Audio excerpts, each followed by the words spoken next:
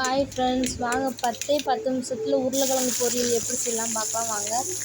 எண்ணெய் ஊற்றி கடுகு போட்டு கருவேப்பிலை போட்டு நல்லா தாளிச்சுக்கிட்டேன். அதுக்கப்புறம் ஒரு சின்ன சைஸ் பெரிய வெங்காயம் போட்டுக்கிட்டேன். நல்லா உப்பு போட்டு நல்லா வதங்க விடணும். நல்லா வதங்கினதும் நான் குட்டி குட்டியாக நறுக்கி வச்சுருக்க உருளைக்கிழங்கு போட்டுக்கிறேன். சீக்கிரம் வேகிறதுக்காக நான் கொஞ்சம் உப்பு போட்டுக்கிறேன்.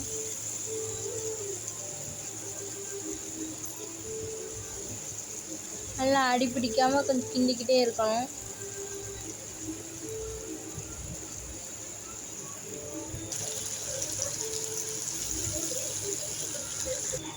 இப்போ நான் கொஞ்சம் பெருங்காயத்தூள் சேர்த்துக்கிறேன்.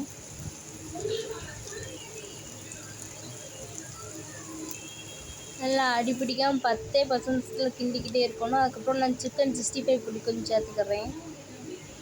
இப்போ சூடான